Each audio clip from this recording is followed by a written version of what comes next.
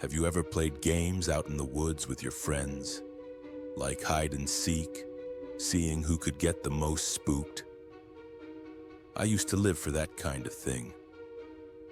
Back then, the night was my favorite time.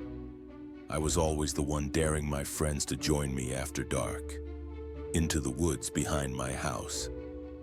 My friends called me Owl, because I was the only one unafraid of the dark.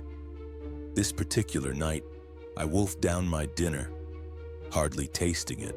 I was just so eager to get outside, my mom must have noticed. "I'm going out, Mom," I shouted, vibrating with energy. "Okay, honey, just don't be out too late," she replied. It felt unusual for her to say that on a weekend, but I brushed it off. My mom was an amazing cook, but she worried a lot. Yeah, I mumbled. "I'll be back soon," already pulling on my boots. Standing at the edge of the yard, I waited for my friends. They were always the slowest people on earth.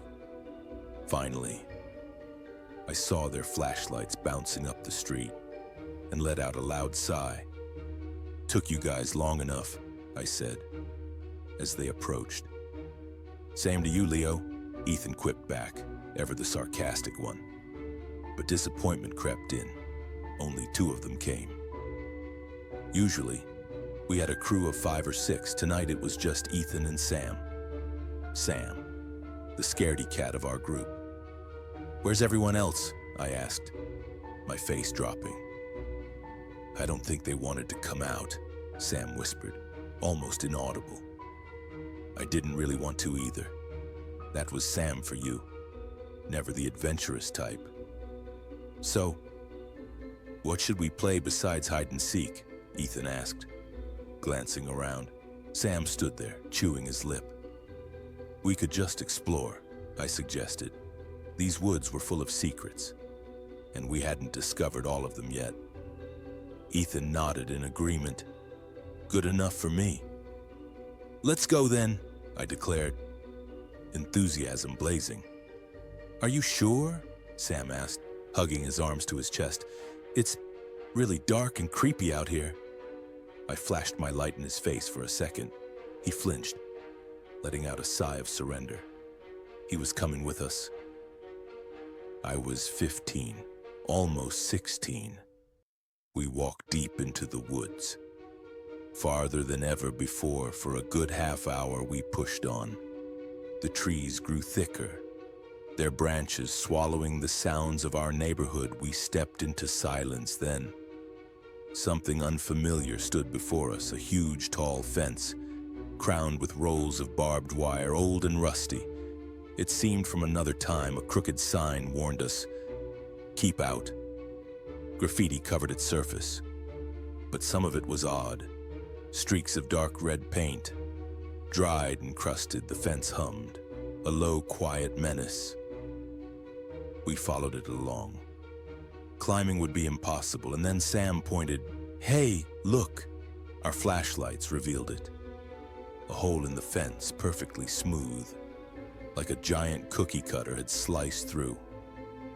"Do you think this is a good idea?" Sam stammered, fear trembling in his voice. "I mean, the sign says keep out. This place must be restricted for a reason." "Oh, come on, Sam," Ethan scoffed, dismissing the fear. "It's way better than any dumb game, isn't it?" "I guess so." Sam shivered, his eyes wide with fear. But it was too late. Curiosity had gripped us, Ethan and I, willing to step through into the unknown. Ethan decided he'd go first. He was smaller than both of us, so he squeezed through the perfectly round hole without touching the edges. A minute later, we saw it. A rusty old generator box on the other side sparked and then went quiet. The low hum from the fence stopped. "It's off," he whisper-shouted, tossing the flashlight back to me. I grabbed it and crawled through the opening, then held it so Sam could follow. The air on this side of the fence felt different, heavier, colder. Then Ethan screamed. It was a sharp, sudden sound that cut off almost immediately. I spun around, pointing my flashlight beam where he had been standing, by the generator. He was gone. There was nothing there, just dark trees and shadows. "Oh man, I don't like this," Sam whimpered, his voice shaking badly. "Shut up, Sam, we have to find him," I said, trying to sound brave, but my heart was pounding against my ribs. I'd never felt a fear like this before. A real cold dread that filled my stomach. Suddenly we heard another scream. It came from our right this time. Deeper in the trees. It was definitely Ethan. I whipped the flashlight in that direction, and my blood ran cold. What we saw in that shaky beam of light was something straight out of a nightmare. There was a presence, a creature, looming over Ethan's body on the ground. It was tall, deathly pale, resembling a skeleton barely cloaked in skin. Its limbs were the most horrifying, impossibly long and bony.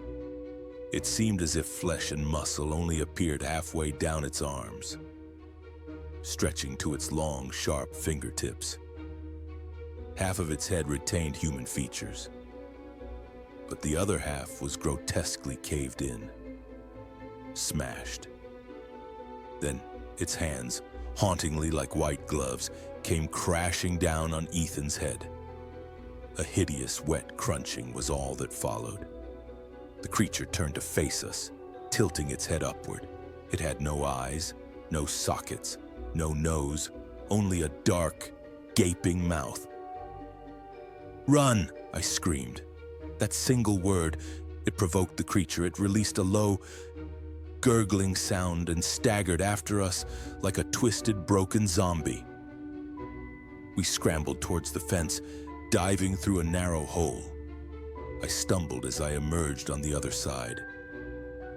Steadying myself against a tree, we glanced back. The creature was right behind us.